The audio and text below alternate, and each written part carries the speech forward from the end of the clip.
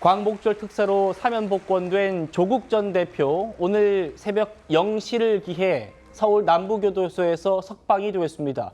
그 장면을 만나보시죠. 헌법적 결단을 내려주신 이재명 대통령님께 깊은 감사의 인사를 드립니다. 저의 사면에 대해 비판의 말씀을 해주신 분들에 대해서도 충분히 존경의 마음으로 경청하고 있습니다. 이재명 정부는 반드시 성공해야 합니다.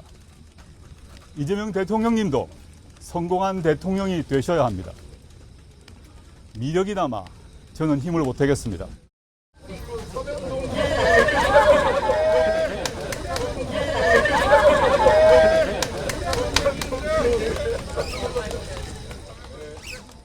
조국 혁신단 의원들 12명 전원이 나갔고, 그리고 지금 이렇게 포옹하고 있는 사람, 조 전 대표와 세트로 사면됐다고 평가받는 최강욱 전 의원입니다. 자, 저 자리에 민주당 의원은 없었습니다만 정청래 민주당 대표가 곧바로 SNS에 글을 올렸습니다. 조국 석방을 진심으로 환영하고 축하드린다. 건강 체크하시고 자연스럽게 적응 회복하시길 바란다면서 곧 만나서 많은 대화 나누지요. 이런 얘기를 합니다. 성진 부장님. 예. 지금 벌써 당대당 통합 얘기 나오고요. 지방선거 때 조국을 어떻게 활용할 건지 이런 얘기도 나와요. 그런 얘기 할까요? 아니요, 저 그런 얘기는 너무 섣부른 이야기라고 생각을 하고요. 내년 지방선거에서 조국 전 대표가 어떤 역할을 할지에 대해서도 사실 조국혁신당 내부에서 논의할 문제이지 민주당 함께할 문제는 아니라고 생각합니다. 그렇기 때문에 벌써 당대당 통합하는 거냐 이런 얘기는 그냥 일간에서 나오는 얘기에 불과하다는 말씀을 드리고 싶고, 그럼에도 불구하고 정청래 당대표가 왜 저런 메시지를 올렸느냐.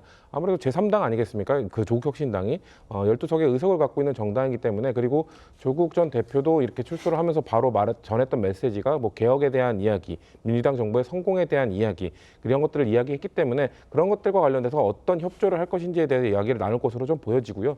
저는 내년 지방선거 전에 당대당 통합이 있을 거라고 예상하지 않습니다. 아마도 지방선거 때는 조국혁신당은 제3당으로서 아마 예를 들면 호남 지역에서 민주당을 견제하는 역할을 한다든가 이런 역할을 할 것이고, 작년 그 재보궐선거만 떠올려 보더라도 호남 지역에서 기초단체장 선거에서는 조국혁신당 후보가 저희 민주당 후보를 이기기도 했었거든요. 그런 역할, 호남에서 지금 사실 우리나라 지역주의가 너무 심하기 때문에 호남에서는 민주당, 영남에서는 국민의힘, 이쪽에 대한 견제 세력이 필요하다는 얘기도 있기 때문에 저는 조국혁신당이 제3당의 역할을 충실히 해 나가는 것이 아마도 내년 지방선거까지는 전국 변화 없이 그대로 진행되지 않을까라고 예측을 해봅니다.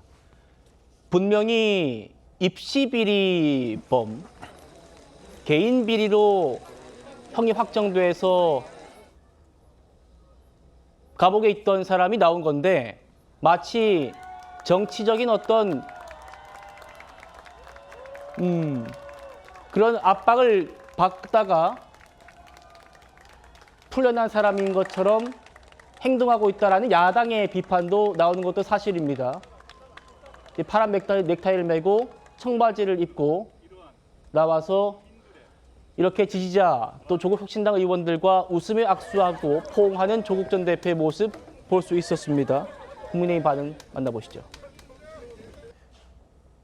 오늘 갤럽 여론조사 보면요, 처음으로 이재명 정부 그 지지 부정평가가 30%대가 나왔더라고요. 아무래도 이제 사면의 영향으로 보이는데, 조국은 대한민국의 공정과 상식이라고 하는 가장 기본적인 윤리적 잣대를 완전히 망가뜨린 장본인입니다. 그래서 이번에 최강욱 전 의원도 같이 사면이 되었는데, 조국 그 입시 비리에 같이 동참했던 사람 아니겠어요? 윤미향 사면하고 같이 봤을 때 이거는 정말 잘못된 것이다. 그러니까 현재 대통령의 국정 지지도가 올라갈 수가 없죠. 당연히 떨어질 수밖에 없죠.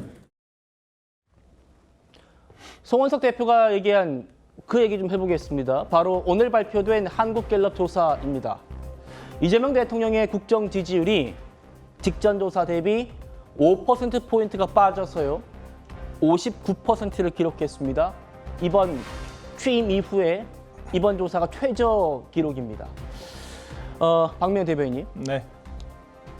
갤럽 조사, 한국갤럽 조사가 굉장히 보수적인 조사로 평가받는데, 이 조사에서도 59%, 60%대가 무너졌단 말입니다. 그런데 첫 번째 이유, 이재명 대통령의 국정수행평가를 부정적으로 보는 첫 번째 이유가 이번 특별 사면이었습니다. 어떻게 평가하십니까?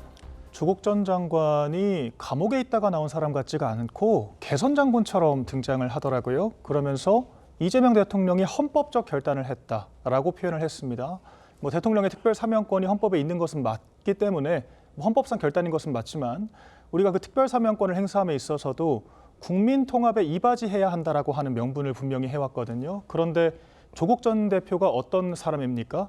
입시비리라고 하는 정말 국민들의 영린을 건드리는 그런 사건들을 주도를 했었고 또한 자신의 잘못을 단 한 번도 제대로 인정하고 반성한 적이 없거든요. 그렇기 때문에 실형까지 선고가 됐습니다. 그런데 형기를 절반조차 채우지 않은 상황에서 이렇게 다시 등판을 하게 됐다라고 하는 것 그 자체가 매우 충격적인 것이고요.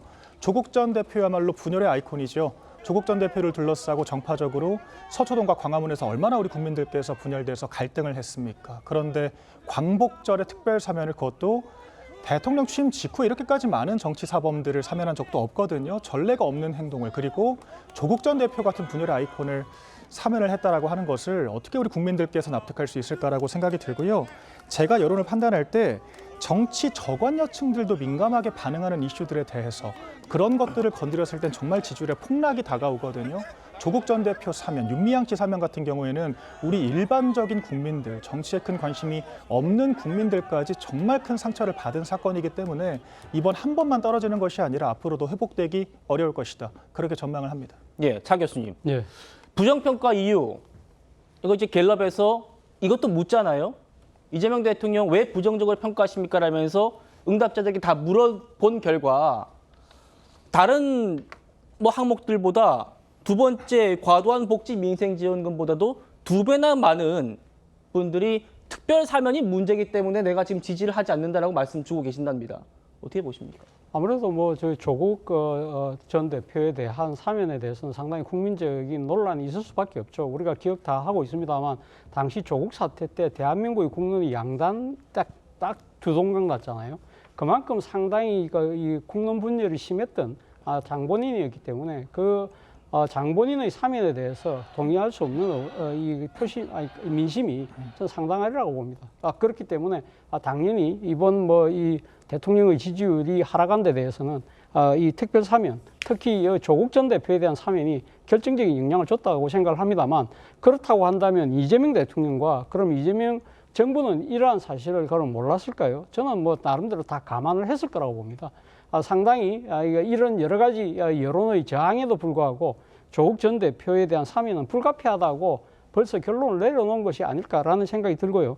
사실 어차피 이재명 정부 집권 내에 조국 사면이 어차피 피할 수 없는 문제라고 한다면 빨리 해결하는 것도 하나의 방법이라고 생각을 해서 일종의 정면 돌파를 한 것이 아닐까라는 생각이 들고 예. 무엇보다도 이 조국 전 대표에 대한 사면은 지난 이 12.3 비상계엄 이후에 벌어졌던 이 탄핵 국면에서 사실 이 조국 혁신당이 들고 나왔던 이 탄핵에 대한 강한 이 지금 추진력 이런 부분들이 상당히 큰 도움이 됐다는 그러한 부분에 있어서도 상당한 일종의 뭐랄까 정치적 채무를 갚는 측면도 분명히 있겠지만 제가 생각했을 때는 내년 지방선거를 앞둔 고도의 이 정치적인 전략도 좀 숨어 있다는 생각이 듭니다.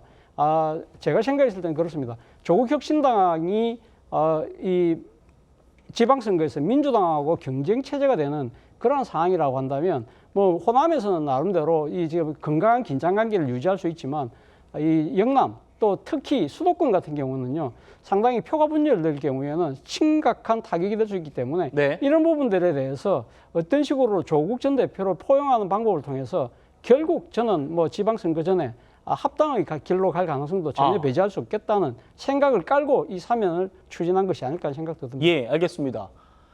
조국 사면에 대해서 찬반을 묻는 질문도 있었습니다. 찬성 43%, 사면 반대 48%, 오차 범위 내에서 팽팽한 의견을 보였는데 좀 더 들어가 보죠. 연령별입니다. 사면 찬성하는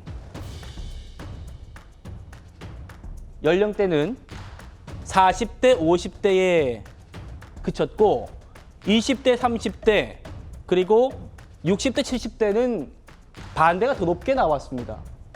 성친 부장님. 예. 특히 여기를 좀 봐주십시오. 2030에서 확실히 지금 반대가 많습니다. 20대 50%가 반대하고 30대는 62%. 가장 연령대 중에서 가장 많은 반대가 나와요. 이게 입시 비리 혐의여서 그럴까요? 어떻게 보십니까? 아무래도 공정의 키워드가 있는 이슈이기 때문에 좀 더 치우친 결과가 나온 것으로 보여지고요. 저는 정부와 민주당의 이 지표를 상당히 진중하게, 엄중하게 받아들여야 된다고 생각합니다. 왜냐하면 예. 사실 민주당이 그 과거에 한 20년 전만 하더라도 2030 세대의 성별과 상관없이 전폭적인 지지를 받았던 정당이거든요. 아무래도 그 연령 효과라는 것 때문에 젊은 세대들은 진보 진영을 지지하는 성향이 높습니다. 그럼에도 불구하고 한 10년 이내부터 뭔가 문재인 정부 중후반부터 뭔가 20대 중에서도 뭔가 남성들 같은 경우에는 민주당이 아닌 보수 정당을 지지하는 경향이 점점 높아지기 시작했거든요. 근데 그런 것들 그럼에도 불구하고 2030 여성 세대들은 여전히 민주당 진보 진영을 좀 지지하는 세가 높게 나타났는데, 근데 지금 합쳐서 나타난 저 찬반 여론조사에서 찬성보다 반대가 거의 2배 높게 나타났다는 것은 저는 여성들, 그러니까 2030 여성들조차도 이 이슈에 대해서는 반대하는 여론이 꽤 높게 나타났다는 것이거든요.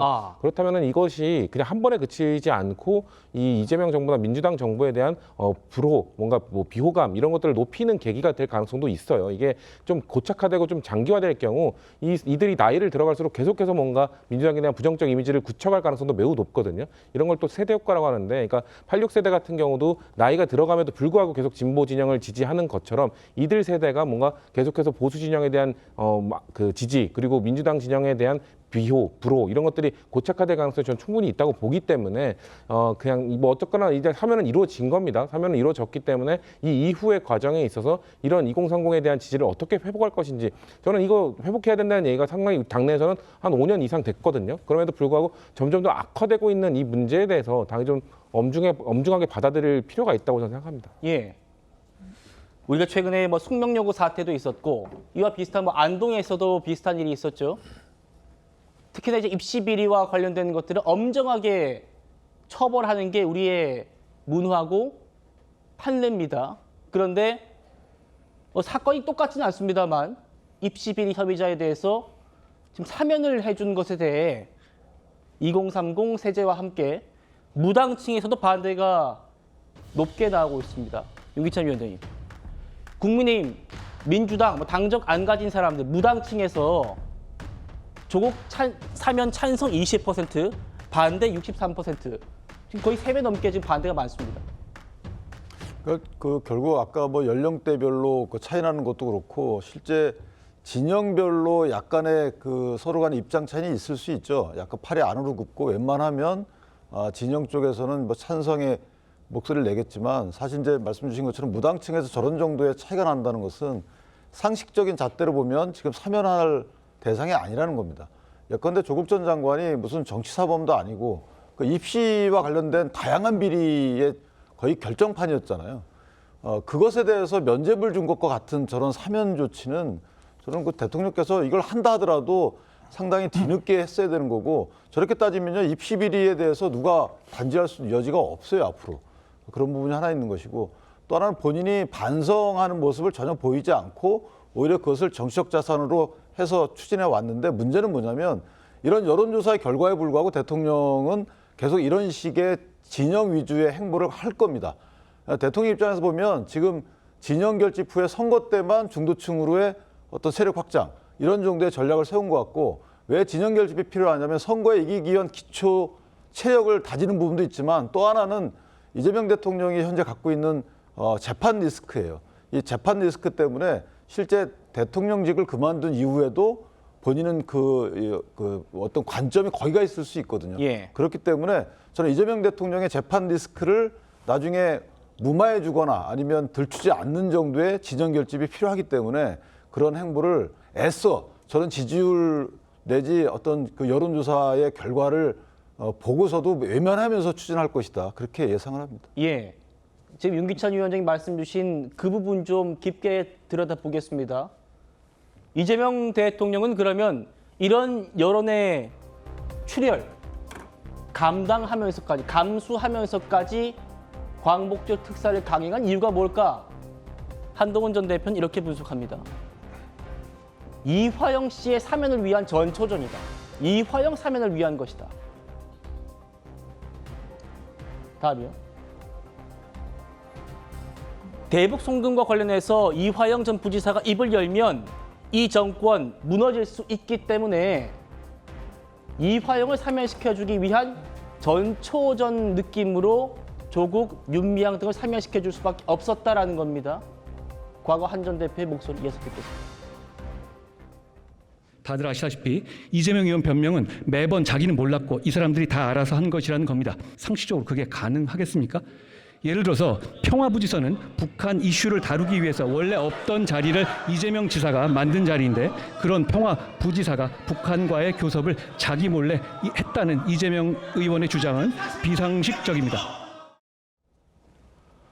한동훈 전 대표의 주장은 이거죠. 결국 이재명 대통령의 지금 받고 있는 재판 중단된 재판들 중에서 가장 최대 아킬레스건이 바로 대북 송금 사건이고 그 핵심 피해자인 이화영을 사면시켜주기 위해서는 진보 진영을 한데는 묶을 필요가 있다.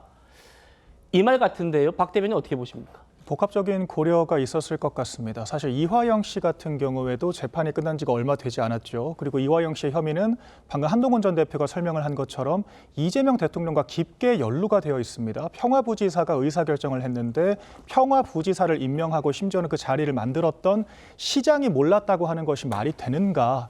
상당한 합리적인 문제 제기라고 생각을 하거든요. 그렇기 때문에 이화영 씨를 사면한다라고 하는 것은 곧 이재명 대통령이 자신의 혐의를 스스로 셀프 사면한다라는 말과 다르지 않기 때문에 상당한 논란과 혼란이 예상이 됩니다. 지금 이재명 대통령의 5개 재판이 잠깐 중단이 된 것이지 사라진 것이 아니거든요. 그렇기 때문에 이재명 정권이 5년 안에 대법관 증언을 비롯해서 이른바 이재명 면소법들을 추진할 거라고 하는 전망이 이어지는 가운데 네. 이화영 씨 사면이 그 시작이 될 수 있다라고 보거든요. 그렇기 때문에 국민들께서 사실 납득하기 어려운 이런 비상식적인 사면으로 물꼬를 틈으로써 국민들께 특별 사면이라고 하는 것의 허들을 감정적인 허들을 낮추라고 하는 것 아니냐 그런 의심이 충분히 가능하다라고 생각하고요. 만약 그런 일이 실제로 벌어진다라고 하면 정말 우리나라 대한민국 법치의 근간을 뒤흔드는 일이기 때문에 정말 엄중하게 따져봐야 한다라고 생각을 합니다.